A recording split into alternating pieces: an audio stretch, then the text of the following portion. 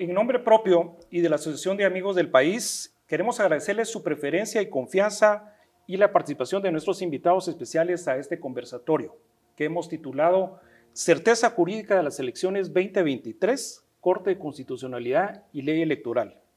Este evento está disponible para todos nuestros amigos y visitantes en las plataformas de YouTube y de Facebook de la Asociación de Amigos del País. En este evento muy especial es importante recalcar que la certeza jurídica sigue siendo uno de los retos más importantes en nuestro país y en el próximo proceso electoral no es la excepción, lamentablemente.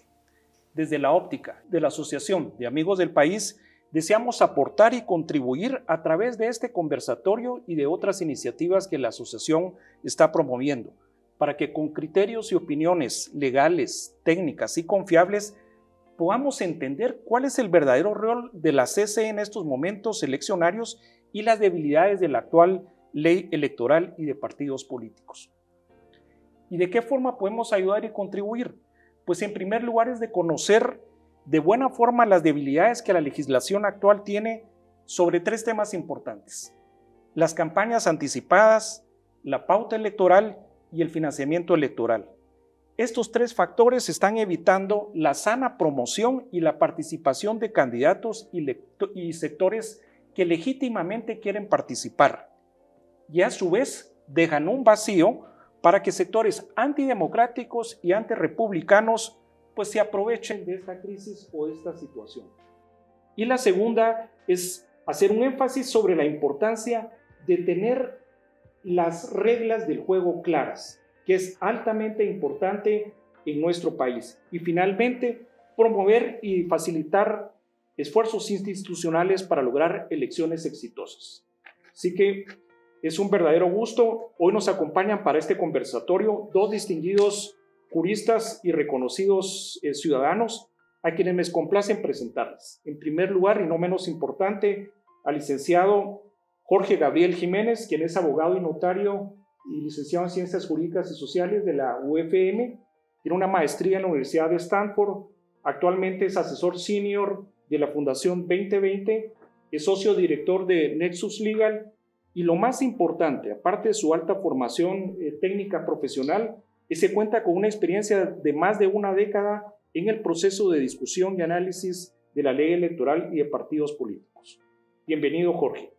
Y también nos acompaña el licenciado Ignacio Andrade Aycinena, que también es abogado y notario y licenciado en Ciencias Jurídicas y Sociales de la UFM, con estudios de maestría en Derecho Constitucional en la Universidad Rafael Landívar de Guatemala y con un MBA en la Universidad de Illinois en Estados Unidos.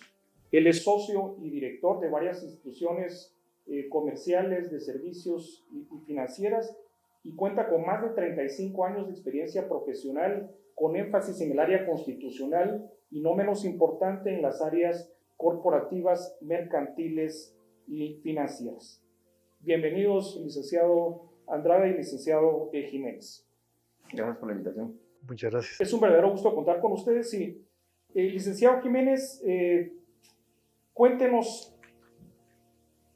En la actualidad, la sociedad civil hace graves señalamientos a la actual ley electoral y de partidos políticos. En su opinión, ¿por qué considera usted que se dan esos señalamientos? Bueno, recordemos que probablemente estos señalamientos han aumentado en el último año de cara al proceso electoral, pero estos señalamientos no son nuevos. Si recordamos, en 2019 se creó la Comisión de Análisis y Modernización Electoral, la CAME, pues distintas organizaciones de distinto tinte político señalaron las deficiencias y falencias que tiene la actual ley electoral y de partidos políticos. Tanto así que incluso ACIES, que es una entidad muy reconocida, le llamó el caos universal del sistema electoral que actualmente tenemos. Y pues nada, pues esto en la medida en la que han pasado los años ha venido aumentando. Probablemente varias organizaciones y actores teníamos la confianza de que el Congreso de la República iba a aprobar normas que corrigieran estos errores. Sin embargo, no se dio así. Y pues ahora estamos ya a menos de un mes de que inicie formalmente el proceso electoral y pues nos encontramos en un sistema en el cual las reglas no están claras. Y la preocupación de las organizaciones de sociedad civil que ven, yo diría, primero, en que el desorden que vimos en la última elección sea exponencial, porque tenemos más candidatos, tenemos más partidos políticos, no hay certeza en cuanto a la experiencia de las personas que van a estar o van a participar en las juntas electorales. Segundo, vemos a un Tribunal Supremo Electoral que lastimosamente no da confianza, tanto en las compras, adquisiciones, como en algunos actos del registro ciudadano, por ejemplo, en donde ni siquiera candidatos que ni siquiera se habían postulado, pues ya los estaba diciendo que no podían participar. Entonces, esto lo único que genera es zozobra y miedo al siguiente proceso electoral, y lo que está en juego aquí es la confianza de los ciudadanos hacia el próximo proceso electoral. Licenciado, muchas gracias. Usted, como nos comentaba, tiene una amplia experiencia en mesas de discusión y en foros que han estado trabajando durante los últimos años en todo el tema electoral. Y quisiera yo tal vez que nos compartiera a todas las personas que nos acompañan qué es lo que usted considera que es lo más grave y cuáles son las posibles consecuencias. Lamentablemente no son favorables para el país en los siguientes años y especialmente después de este proceso. Yo le diría que la peor consecuencia que se puede vivir de no tener las reglas claras es que perdamos la confianza en el próximo proceso electoral. Que los ciudadanos, al final la legitimidad del proceso electoral no recae en el Tribunal Supremo Electoral. El Tribunal Supremo Electoral puede hacer lo que quiera y decir, bueno, las elecciones ganó X o Y candidato, pero si la ciudadanía, si las organizaciones, si los empresarios, si las personas que participan en las distintas mesas en donde las personas llegan a votar no confían y no dan su voto de fe a ese proceso electoral, pues no vamos a tener la legitimidad.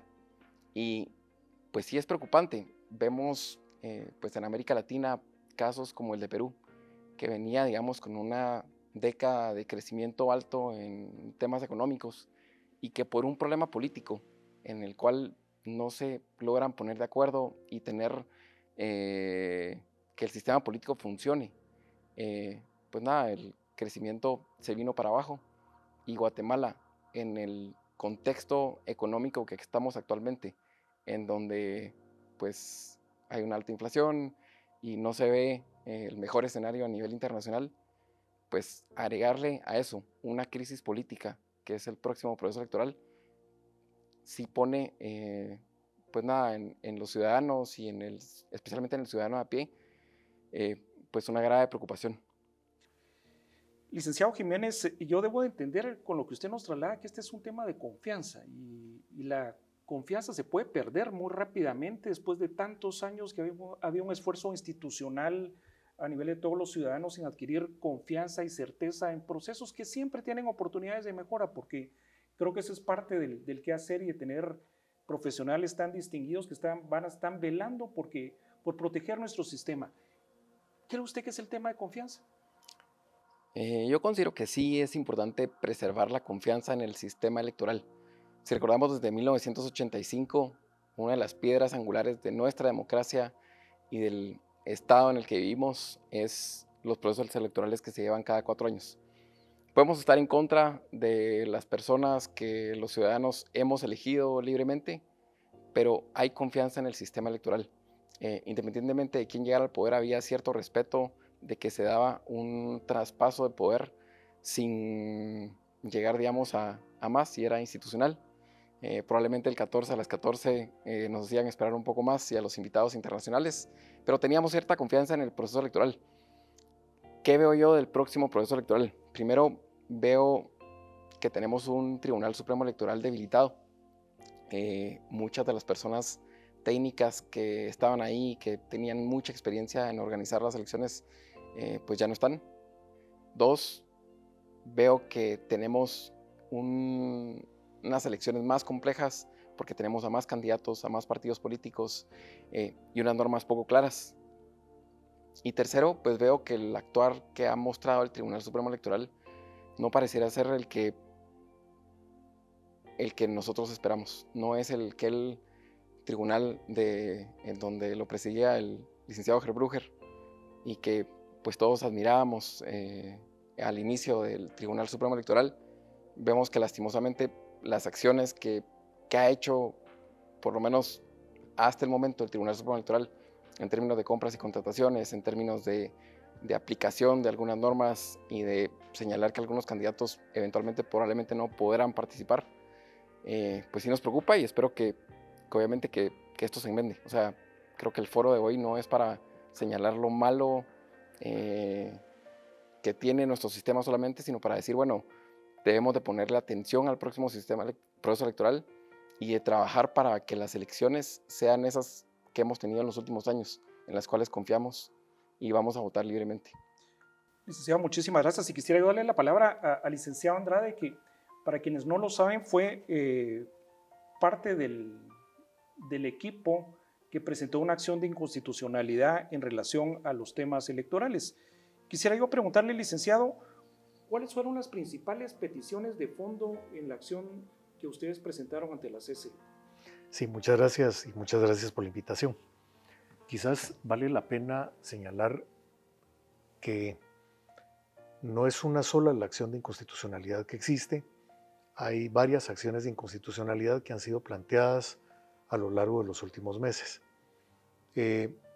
Las acciones en términos generales y en la que yo he intervenido se centran en aspectos que provienen de tres temas fundamentales. El primer tema es el tema relativo a campaña anticipada. El segundo tema es el tema relativo a financiamiento privado de partidos políticos. Y el tercero es el aspecto relativo básicamente a publicidad y medios y pauta en las elecciones. Esos son, digamos, los tres aspectos fundamentales, y lamentablemente todos se centran en la reforma de la ley electoral, que fue la última que entró en vigor en el año 2016 y que ya tuvo como consecuencia pues que tuviéramos una elección bajo dichas normas.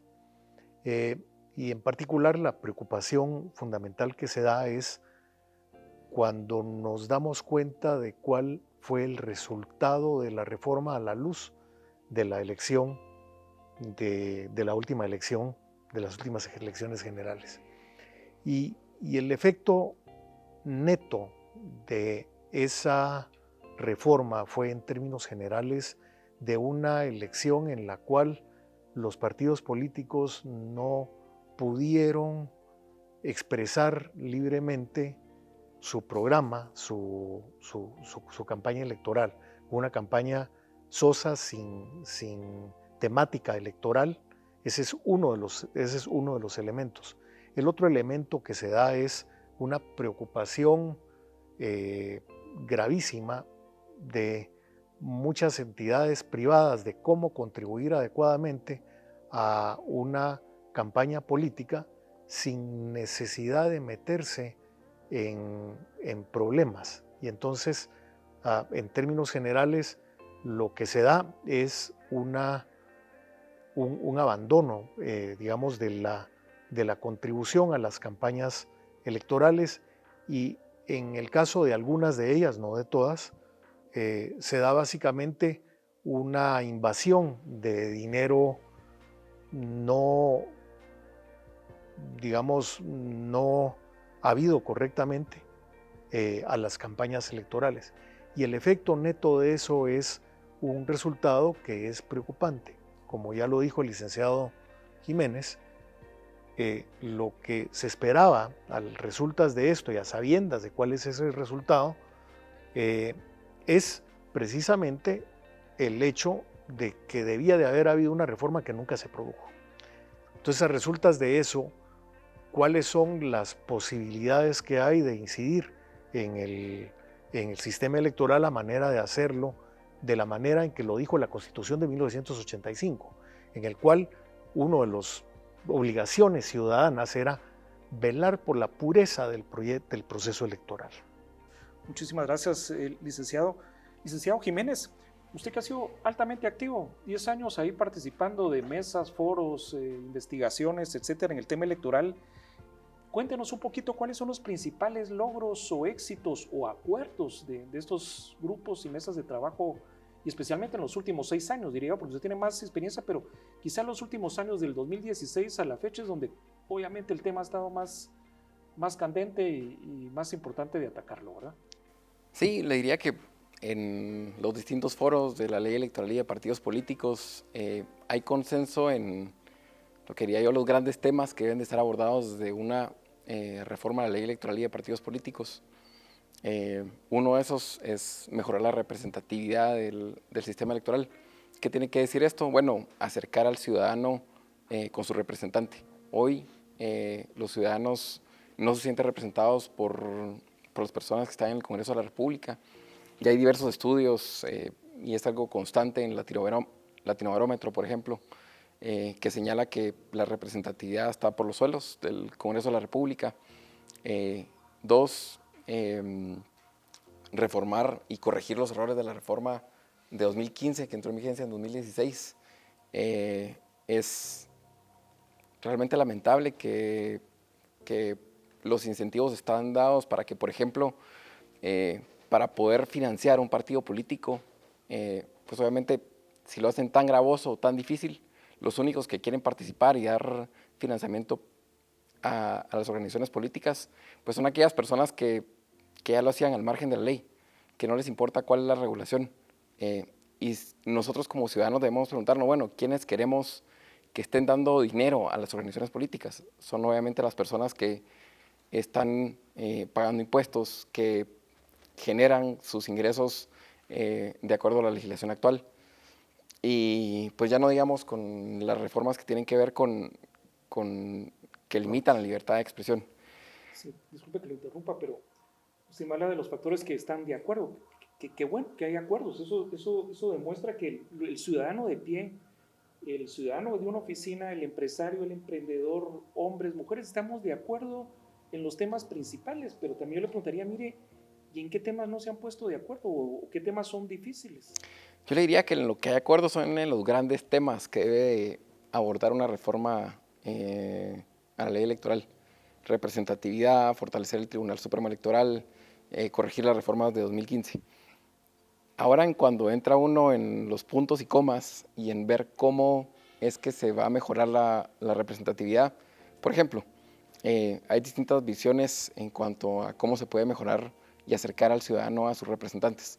Una de esas es la creación de subdistritos, que ya se incluyó de hecho en una de las propuestas de dictamen.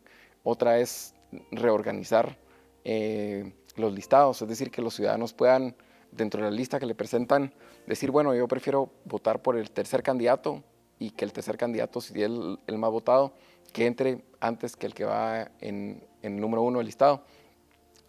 Ahora, ¿cómo hacerlo? Pues hay distintas propuestas, hay de hecho distintas fórmulas que se han llevado a cabo. También en cuanto a fortalecer el Tribunal Supremo Electoral, hay algunos que dicen, bueno, el Tribunal Supremo Electoral debería de ser dividido y las funciones jurisdiccionales que los magistrados, para eso están los magistrados y los abogados, pues a eso deberían de enfocarse. Otros dicen, bueno, no, lo importante es la independencia del Tribunal Supremo Electoral, porque podemos tener la mejor ley electoral y de partidos políticos, pero si no tenemos un tribunal independiente, de nada nos sirve. Y algunos plantean, por ejemplo, aumentar el periodo de funciones de los magistrados y cambiar la forma de elección. Y de igual forma, cuando entramos a ver temas como financiamiento público, que están mal regulados, tanto así que había poca participación de los medios de comunicación para el próximo proceso electoral. Cuando entramos a ver ya esos temas es donde hay división, y es por eso que es tan importante que primero las organizaciones que estamos constantemente analizando las reformas a la ley electoral y de partidos políticos, pues lleguemos a una reforma de consenso, en donde no solamente corrijamos los errores, sino que también avancemos a un sistema electoral más robusto, en donde el ciudadano a pie se sienta mucho más representado, en donde si una empresa, si es pequeña, mediana o grande, se sienta con la confianza de si quiere financiar un partido político, en donde veamos a esos magistrados del Tribunal Supremo Electoral y no quepa la menor duda de que están haciendo, eso es al final lo que queremos de una reforma a la ley electoral. Hemos fallado, creo yo, como sistema, en el sentido de que no ha habido un acuerdo de parte de los diputados, y es por eso que hoy estamos en un punto en el que si la Corte de Constitucionalidad no enmienda lo que no hizo el Congreso, nos veremos en un gran problema para el próximo proceso electoral. Licenciado Jiménez, de verdad que usted nos transmite todo el esfuerzo que entiendo que han estado haciendo en todas estas mesas de trabajo y que hay un gran trabajo por hacer. Cosas verdaderamente de impacto que todos los ciudadanos debemos estar atentos a apoyar iniciativas que van en beneficio de proteger nuestros derechos como ciudadanos. Pero dentro de esa gran lista, y aprovechando un poquito como la ocasión en las fiestas, cuando uno hace la lista de los buenos deseos, hicieron una gran lista de buenos deseos electorales, diría yo, al gran santa electoral. Pero si definiéramos qué regalos le pediría usted a ese santa electoral, ¿qué le pediría? Bueno, yo si pudiera hacer una lista de Santa Claus para antes de que inicie el próximo proceso electoral, le diría yo que la petición no iría encaminada al Congreso de la República, porque creo que ya se les pasó la fecha para aprobar una reforma. Se la pediría en todo caso a la Corte de Constitucionalidad. Creo que hay ya varias inconstitucionalidades, entre ellas la que presentó aquí el licenciado Andrade, que si bien es cierto no corrigen todas las falencias del sistema electoral, sí son la reforma mínima, que dado que el Congreso de la República no cambió la normativa actual, es la que deberíamos de tener para que el proceso electoral funcione y marche adecuadamente. Fíjese que usted me recordó a mi abuelita, por cierto, que tenía aquel refrán que decía, cuando nada pasa es que algo está pasando. Yo veo que nuestras máximas autoridades de la judicatura están, pues no, tal vez en convivios posiblemente. O viendo el Mundial. O viendo el Mundial seguramente, o ya están en la Guadalupe Reyes, que creo que los temas electorales que son verdaderamente importantes no les estamos dando el valor y la importancia que esto reviste. Y es ahí, creo yo, la importancia de la ciudadanía y hacer presión en cuanto al rol que tiene la Corte de Constitucionalidad previo a un proceso electoral. Recuerdo hace algunos años cuando Mario Taracena era presidente del Congreso y llegó a pedirles, por ejemplo, a los magistrados de la Corte de Constitucionalidad que emitieran el dictamen. Ya se habían tardado, creo yo, que varios meses y tenían ahí en su escritorio calentando el dictamen a la ley electoral y de partidos políticos. Creo que si no hacemos algo así, obviamente con las distancias del caso, como ciudadanos y como organizaciones que nos interesa el próximo proceso electoral, no veo yo que la Corte se vaya a mover. No veo yo hoy a un actor de lo político que tenga tampoco la confianza o la legitimidad como para llegar a hacer eso. Entonces, ante esa ausencia, lo único que nos queda es las organizaciones privadas, los medios de comunicación, que hagamos presión para que eso suceda. Por eso, personas que nos ven, la importancia de tener las personas que están realmente en la jugada y que están defendiendo nuestros derechos.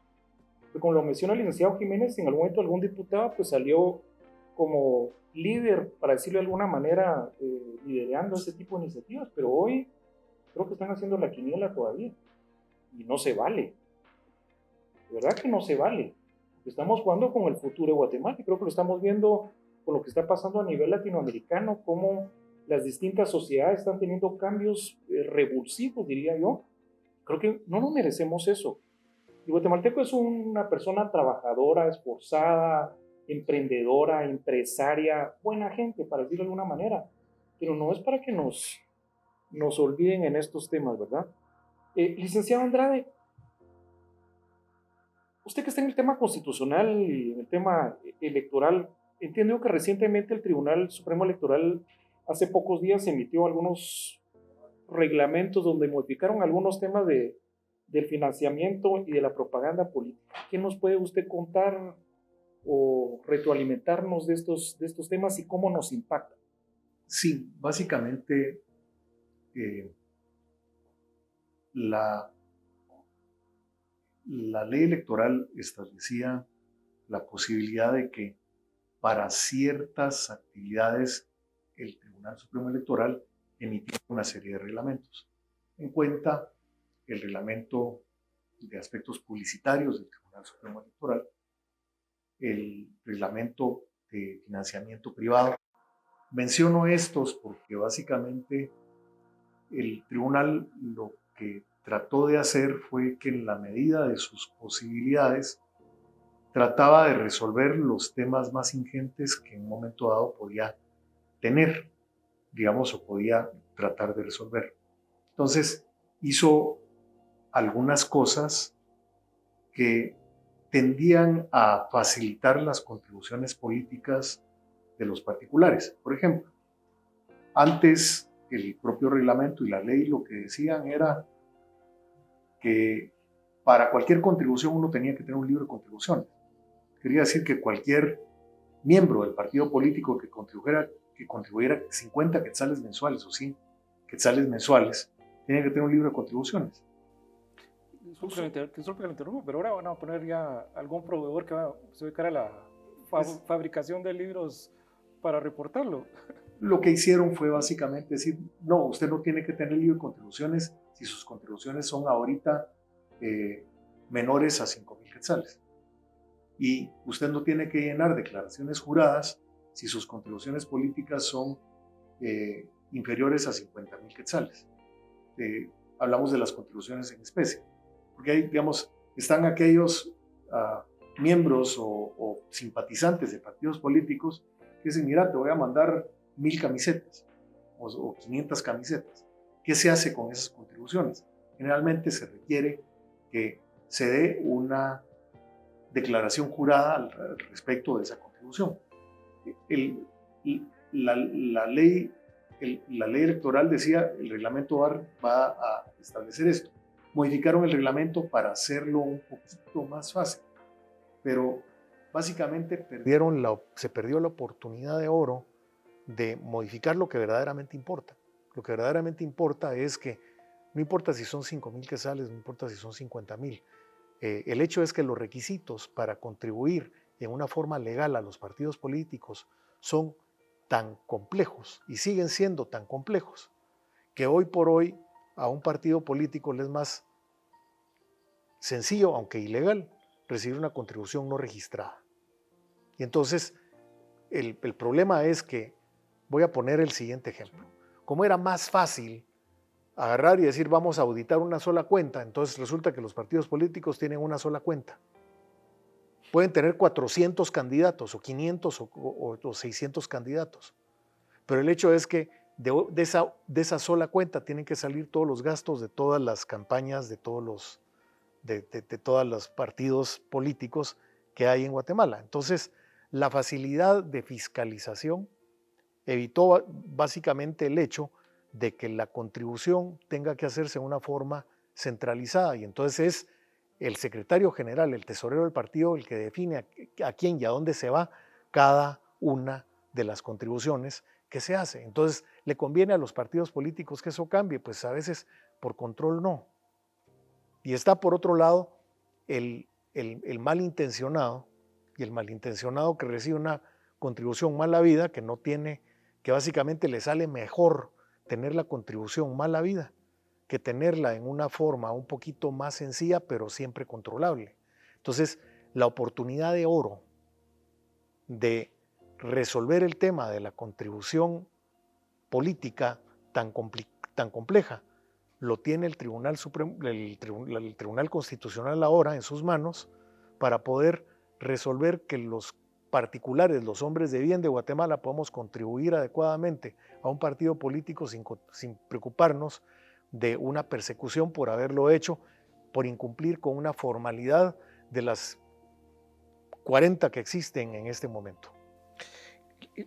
Licenciado Andrade, Y estas reformas y modificaciones, ¿cree usted que en el fondo están verdaderamente mejorando el sistema o considera que le están poniendo más burocracia a todo esto?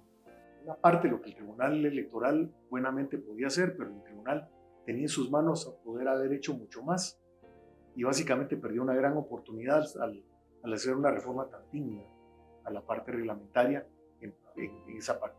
Y en la parte de pauta publicitaria y demás, el problema fundamental es que centraliza las campañas publicitarias de los partidos políticos y las hace tan públicas respecto a todos los demás que básicamente no existe ningún elemento de novedad en las campañas publicitarias, precisamente porque básicamente todas las campañas publicitarias son públicas respecto de todos los partidos políticos. Entonces no existe no hay ningún elemento sorpresa de un nuevo elemento, de una propuesta ciudadana que pueda hacerse, porque básicamente toda la pauta publicitaria debe de anunciarse previamente.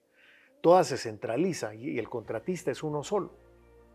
Entonces, el efecto de tratar de controlar la pauta publicitaria y de uniformarla toda tuvo un efecto negativísimo en cuanto a las propuestas electorales de los partidos políticos.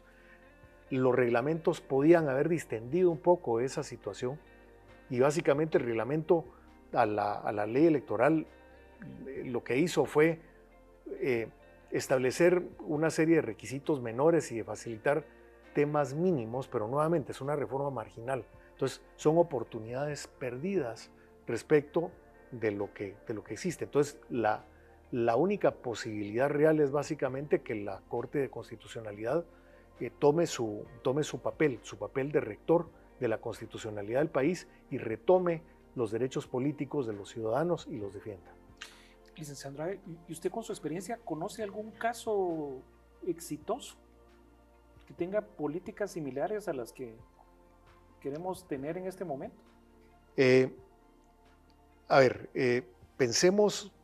Pensemos en aspectos del sistema electoral en los cuales el Tribunal Constitucional ha planteado cosas que son verdaderamente importantes para el país. Tema número 1, el caso de la candidatura del general Ríos Montt en su momento. Era una candidatura en la cual, pues básicamente existía una contravención a una norma constitucional. La Corte Constitucional, en una primera ocasión, tomó su papel y dijo no se puede. En una segunda ocasión dijo sí se puede y luego revirtió el camino por medio de una resolución, posterior. Está el caso de la candidatura de Sandra Torres mientras ella era esposa del presidente de la República. La Corte de Constitucionalidad hizo lo necesario básicamente como rector último de la constitucionalidad de las normas del país. Entonces, respuesta corta, la Corte de Constitucionalidad ha tomado su papel, no en todos los casos lo ha tomado adecuadamente, pero creo que tenemos que confiar en la Corte como guardián de la constitucionalidad del país. Okay, muchísimas gracias. Licenciado Jiménez, usted que nos mencionó que también tiene experiencia en temas financieros y impactos que pueda tener con este entorno latinoamericano reciente, ¿qué ve usted que puede pasar en Guatemala más el componente electoral? Vemos que países como Estados Unidos y bueno, Guatemala tampoco es la excepción, con una alta inflación. Creo que de los últimos 15 años no habíamos tenido una inflación tan alta. Y obviamente esto no da certeza a los mercados. Y el 2023 es un año importante porque tampoco las elecciones le dan certeza a los empresarios. Nunca se sabe, digamos, quién puede llegar al poder y menos cuando las reglas no están claras. Y es por eso que es tan importante que el próximo proceso electoral camine y funcione como lo ha hecho en otras ocasiones. Esto ha hecho que no tengamos un problema en el cual después de un proceso electoral, por ejemplo, el tipo de cambio se dispare o la inflación se vaya por los cielos. Y todo eso depende de la certeza del proceso electoral. Cuando vienen las calificadoras a calificar el riesgo país, es parte de lo que han evaluado y lo que ha dado que las tasas de interés pues, y el riesgo país de Guatemala no sea tan alto. Si me permite, vamos a ver si logro yo entenderle. Estamos en un momento coyuntural financieramente a nivel global, ¿correcto? Con alta inflación, tasas de interés altas, etcétera, etcétera, temas del petróleo. Y eso nos afecta a todos, eso es lo más importante, lamentablemente, porque afecta al gran empresario y al pequeño empresario, a todos. No es un tema que solo va a afectar a un sector de todos los que producimos en este país, nos afecta a todos. Y voy a entender que más un tema de incertidumbre electoral va a complicar un poquito más la cosa. ¿Lo estoy entendiendo bien? Se agrava el problema. Ok, entonces creo que tenemos una gran oportunidad todos como ciudadanos de hacernos escuchar, de velar por nuestros derechos y como decía el licenciado Andrade, es el tema de velar por nuestras garantías personales, ¿verdad? O sea, no es un tema de otra índole, sino velar por lo nuestro y eso nuestro debe llegar a un nivel superior que es a nivel país, ¿verdad?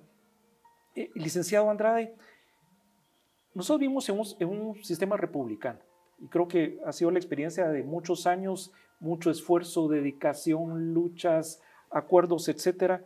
Y obviamente es un reto de todos los sectores, de todos los guatemaltecos. Yo le preguntaría, ¿qué aspectos ve inconstitucionales en este momento que inciden directamente en poner, yo diría, en riesgo nuestro sistema republicano? Yo le diría que una parte sumamente importante del sistema es que los que deseen ser electos puedan ser electos sin cortapisas. Esa es una de las bases fundamentales de cualquier sistema democrático. Hablemos de sistema democrático y luego hablamos de sistema republicano.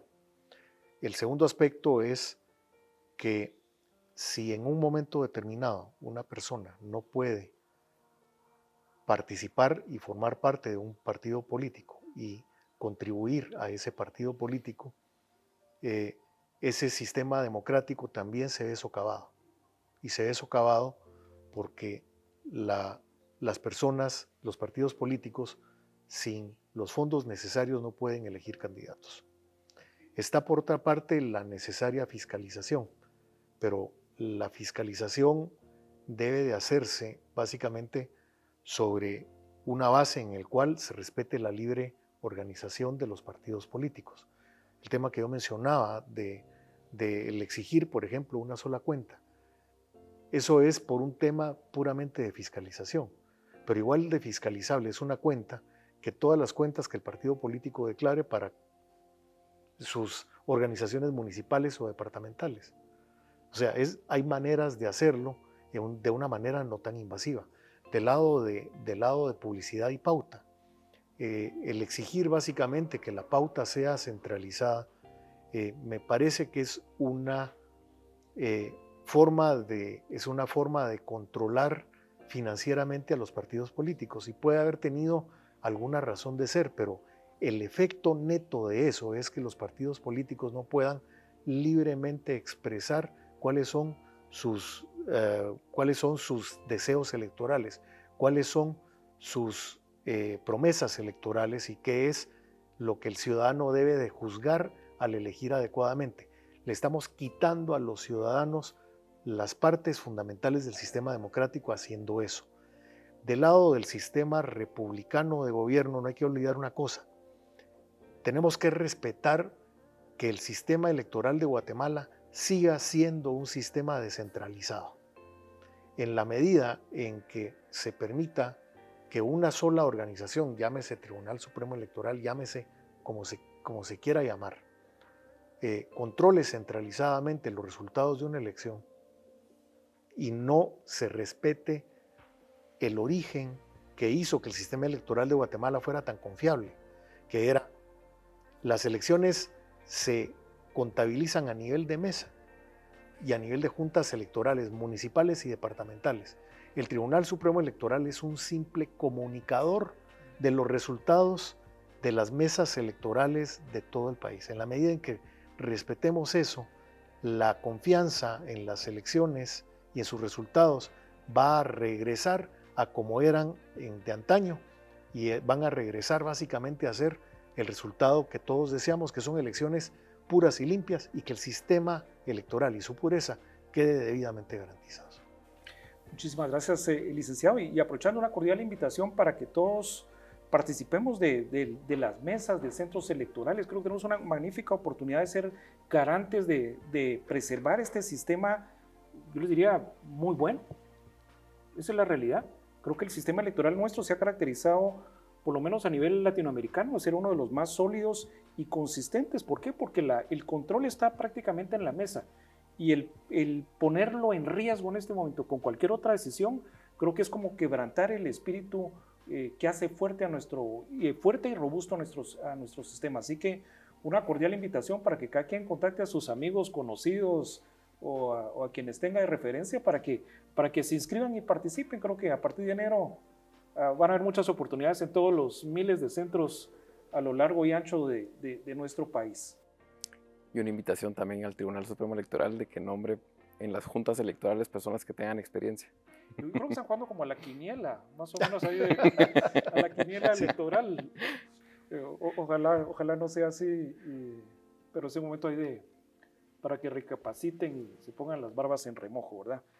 Y miren, aquí tenía algunas preguntas del público que nos está ahí mandando mensajes por las distintas plataformas. Y aquí una para el licenciado Jiménez dice, en su opinión, ¿qué aspectos debe incluir una buena reforma electoral y quién es la autoridad obligada a llevarla a cabo en el futuro?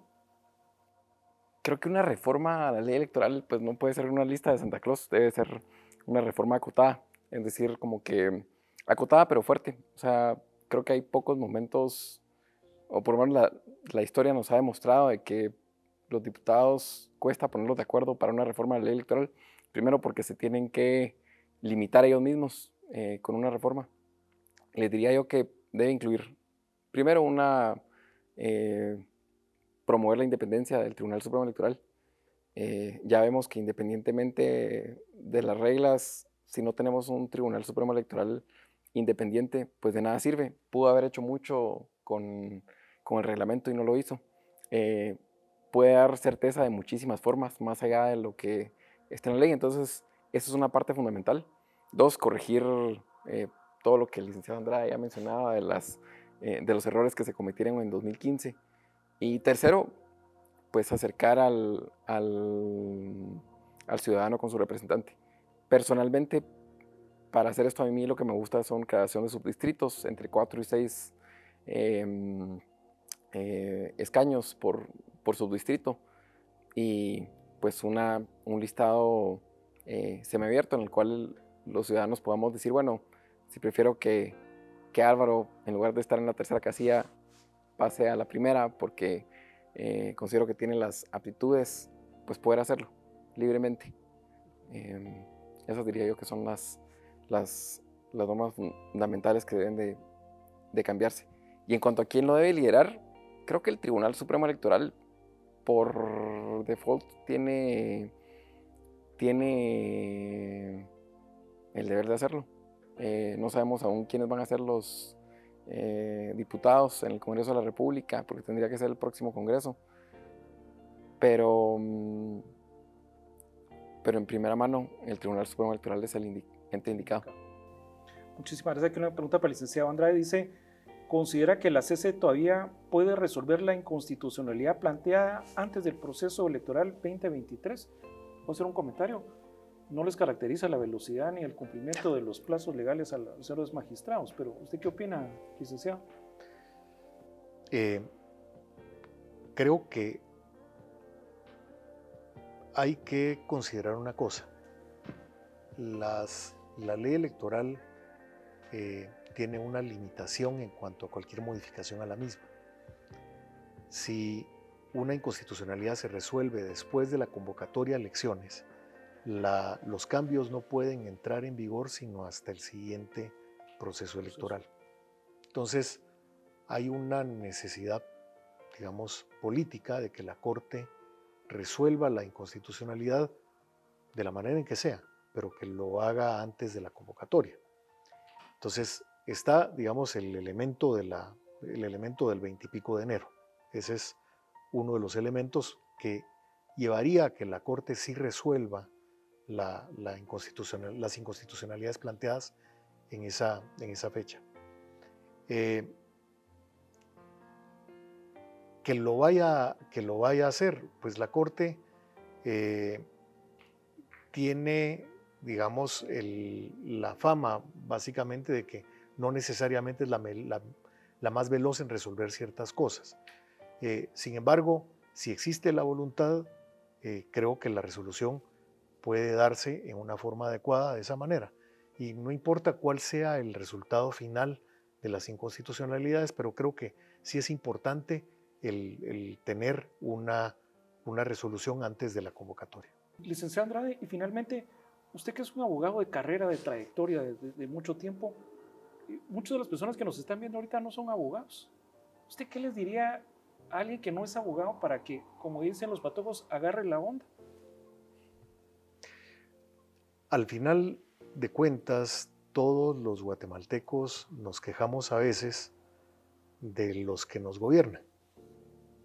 Pero si nos quejamos de los que nos gobiernan y no hacemos nada para que nos gobiernen bien, esto quiere decir, velando por la pureza del proceso electoral, participando políticamente, votando, formando parte del esquema de elecciones, exigiendo que se respeten los resultados de las elecciones en una forma pura y cristalinamente efectuados.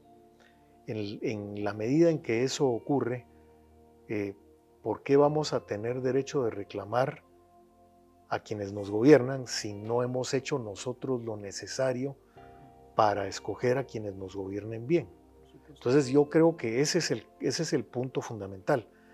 Cosas de mucho sentido común. ¿Por qué voy, por ejemplo, a tener fiscalizados a quienes a la vez me van a elegir? ¿Por qué voy a fiscalizar como Tribunal Supremo Electoral a quien me va a elegir en primer lugar? Hay un problema de origen de la elección, pero creo que nos tenemos que poner a pensar en cosas de puro sentido común. Y en la medida en que veamos esas cosas de sentido común, ¿por qué si yo soy gente honesta me van a pedir una cosa más allá que un recibo? ¿Y por qué me voy a dejar que eso ocurra para poder hacer una contribución política? No se vale. ¿Por qué voy a tener yo que revelar como partido político toda mi campaña política y mi pauta solo para poder permitir que en un momento determinado pueda hacer publicidad para mis elecciones? Hay cosas que no hacen sentido y son cosas que lamentablemente nos dejamos con la reforma de 2015 y que la propia Corte de Constitucionalidad tiene la oportunidad de regresarnos al sentido común. Muchísimas gracias, licenciado. Y ya para ir concluyendo, yo veo que como usted lo mencionaba, en primer lugar la participación ciudadana voluntaria de los buenos guatemaltecos, que somos la mayoría, creo que eso va a marcar una gran diferencia. La segunda es que estamos poniendo en riesgo los tres temas que platicábamos al principio, que eran el tema de las campañas anticipadas, el tema de la pauta publicitaria y finalmente el tema del financiamiento electoral. No pensemos quizá en el indebido, pensemos en los buenos guatemaltecos que quieren expresar sus ideas, sus preferencias electorales y también, ¿por qué no?, participar, como usted lo mencionaba, como simpatizantes. Hacemos una exhortativa a las autoridades que tienen en este momento entre sus manos resolver todas estas acciones de inconstitucionalidad que se han presentado para que Dios los ilumine y especialmente en estas fechas, ¿verdad? Para que tengan ese discernimiento que es en beneficio de toda la población, de los buenos guatemaltecos, reitero yo. Y algo que usted mencionaba, licenciado Jiménez, esto nos pega a todos, esto no tiene distingos, es decir, la situación económica mundial más una crisis electoral que nosotros tenemos regularmente, en el año electoral hay cierto cambio, para no etiquetarlo, ¿verdad? Se nos puede complicar si no estamos atentos a estos cambios. Yo quisiera agradecerles tremendamente a ustedes por su presencia. Altamente honrado de contar con ustedes. Esperamos que no sea ni la primera ni la última vez para tocar temas de cultura de alta importancia, y obviamente con su amabilidad y espontaneidad para compartirnos todos temas importantísimos. Y para quienes nos escuchan, pues agradecerles su preferencia, aprovechar para desearles unas muy felices fiestas de Navidad y Año Nuevo, y que este año 2023 sea lleno de dicha y de felicidad, y especialmente en los temas electorales, para que ese discernimiento del niño Jesús llegue a nuestras máximas autoridades y que resuelvan de la mejor forma posible. Guatemala se lo merece, y usted que nos está viendo, pues no lo digamos. Muchas gracias a todos y nos vemos próximamente.